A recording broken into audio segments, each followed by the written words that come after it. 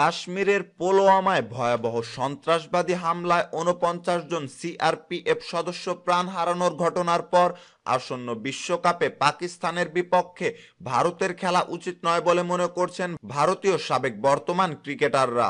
বিশিষ্টজনেরাও তাতে মত দিচ্ছেন। ধীরে ধীরে সেই দাবি পোক্ত হচ্ছে এখন।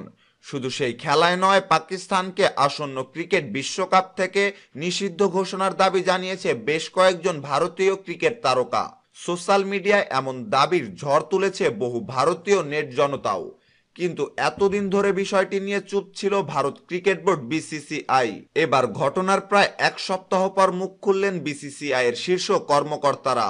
ভারতীয় সাবেক বর্তমান ক্রিকেটারদের ও দেশব্যাপী ক্রিকেট ভক্তদের এমন আবেদনের বিষয়ে ভাবছে বিসিসিআই এর শীর্ষ কর্তারা। ভারতের মাটিতে জঙ্গিবাদের সমর্থন ও জঙ্গি গোষ্ঠী দমনে কোনো উদ্যোগ না নেওয়ার অভিযোগে পাকিস্তানকে বিশ্বকাপ থেকে নিষিদ্ধ করা উচিত বলে মনে করছেন ভারতীয় ক্রিকেট বোর্ডের কর্মকর্তারা। এই ব্যাপারে গত বুধবার বিসিসিআই এর পক্ষ থেকে আনুষ্ঠানিকভাবে চিঠি তৈরি করা হয়েছে বলে জানিয়েছে ভারতীয় বিভিন্ন গণমাধ্যম। জানা গেছে শুক্রবারে এই চিঠি ভারতের ক্রীড়া মন্ত্রণালয়ে আনুষ্ঠানিকভাবে পাঠানো হবে। তার আগে নিজেদের মধ্যে এই বিষয়ে বৈঠক করবেন ভারতের ক্রিকেট বোর্ডের কর্মকর্তারা। ওই চিঠিতে বিসিসিআই এর দাবি পাকিস্তানকে বিশ্বকাপ থেকে নিষিদ্ধ করা হোক। ওরা জঙ্গি গোষ্ঠীদের সহায়তা করে। এর কারণ হিসেবে সম্প্রতি কাশ্মীরের পুলওয়ামার বিচ্ছিন্নতাবাদী সংগঠন জইশ মোহাম্মদের আক্রমণে ৪৯ ভারতীয় সেনা সদস্যের মৃত্যুর কথা উল্লেখ করা হয়েছে। চিঠিটি আইসিসির প্রধান নির্বাহী ডেভিড রিচার্ডসন এবং বিশ্বকাপের ব্যবস্থাপনা পরিচালক স্টিভ অ্যালওয়ার্থির উদ্দেশ্যে পাঠাতে নির্দেশ দিয়েছে ভারতের cricket committee of administration chairman Vinod Rai. পরে শুক্রবারের বৈঠকে আরো গভীরভাবে আলোচনা করে শেষে চিঠি পাঠানো হবে কিনা সেই বিষয়ে সিদ্ধান্ত নেওয়া হবে বলে জানানো হয়েছে বিসিসিআই এর পক্ষ থেকে।